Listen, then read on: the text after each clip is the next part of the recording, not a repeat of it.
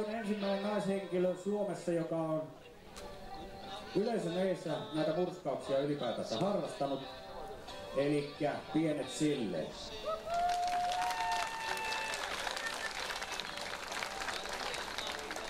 Joo, Kati on tosiaan, en tiedä kenellä liian ottanut. Murskaus, eli tää murskaustekniikkahan tulee tuolta Japanin maalta. Se on lähtöjään sieltä. Ja alkoi sillä, kun aikanaan nämä karatemiehet oli ammattilaisia, heidän täytyy saada voita leivän päälle ja täällä murhäkkeen lätisee. Elikkä hän lyö ensin käsillä ja sitten nyrkillä ja kyynel päälle. Okei. Onko siellä valmista? Okei, annetaanpa lätistä.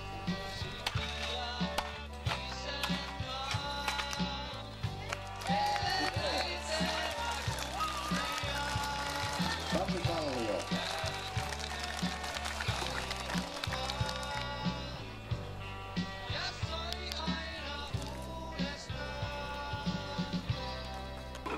Nyt voi olla kyllä se metrin väli, ehkä siinä ja siinä.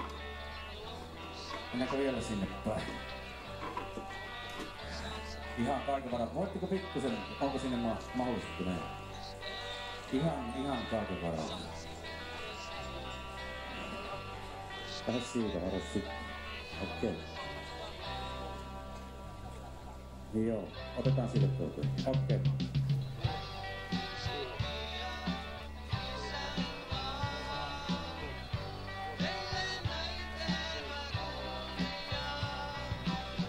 Antti Ana Tuomi. Lähtö. Jääpuolet tietenkin tähän onnistuneeseen yritykseen.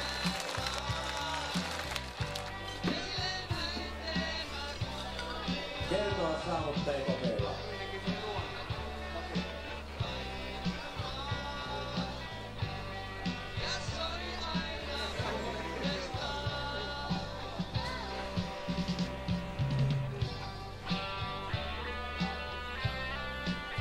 Kymmenen kattotiiltä on laskettu Jukan pallejan päälle.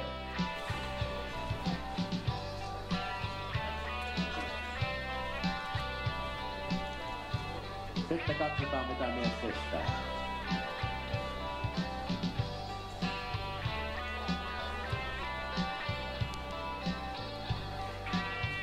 Kymmenen kattotiiltä. 10 ehjää kattotiiltä tällä hetkellä.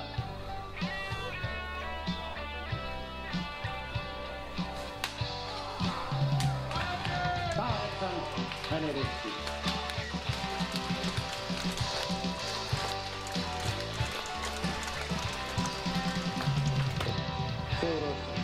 Karate-seuroissa. Ja on 2 maailmanennätyksen hallitsija, nimittäin vuonna 1990 Kuopiossa. Hän rikkoi 100 tiiltä käyttäen käsiä ja jalkoja. Ja silloin aikaa kului 58 sekuntia tuon 100 tiilen murskaukseen. Ja tämä on Guinnessin maailmanennätys ja on siellä Guinnessin ennätyksen kirjassa. Vuonna Saarijärven koululla silloin rikkoontui 400 tiiltä. Aikaa meni 2 minuuttia 42 sekuntia. Ja käytettiin paljaita jalkoja ja paljaita käsiä. Ja se oli suurta urheilujuhlaa. Olin henkilökohtaisesti siellä paikalla katsomassa ja jännitti.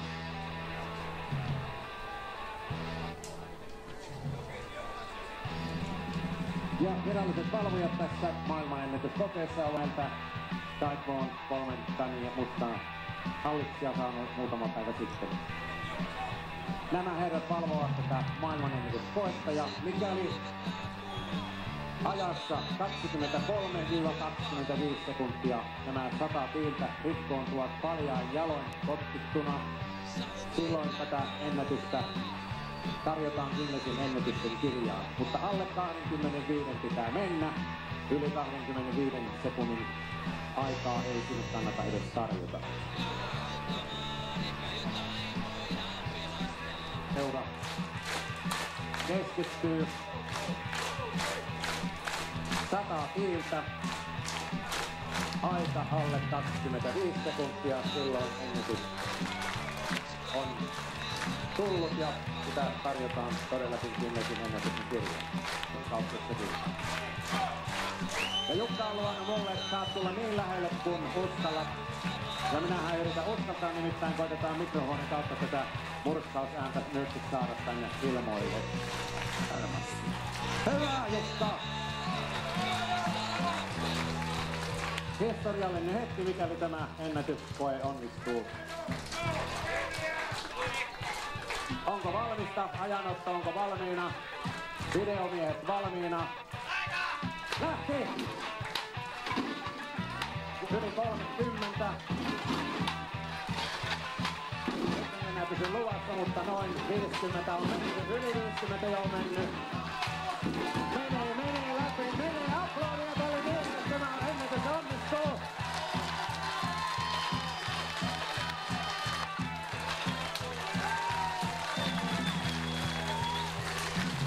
Homma on tehty, nyt kuunnellaan jännityksellä aikaa. Onko aika Epillä vai kellomiehellä? Kellomiehet kertomaan mikä on aika.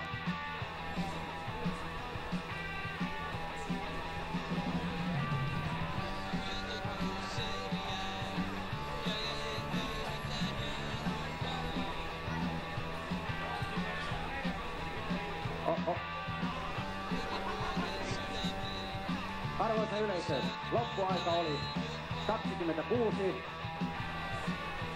51, mutta odottakaa pieni hetki. Tässä kasassa oli 114 tiiltä. Eli ennätys on hyvin lähellä, se tarkastetaan kuvanauholta.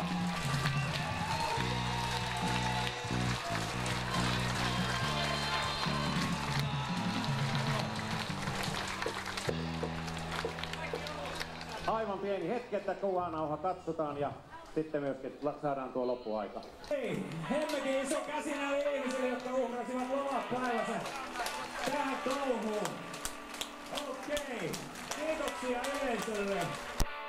Tuli sähinä ja katsokaa Jukka Koponen Suonenjoki Facebook sitten. Siellä näette tää homman nauhoita ja hidastettuna ja nurjella. Okei, otakaa ne reilu! Noin! Jees! Ja mikäli uusi maailmanennätys syntyy, niin varmasti yleensä olette sitten mukana kaikin äänin ja käsin ja mistä vaan ääntä saattekin. Odotellaan vielä tuota kuvanauhaa.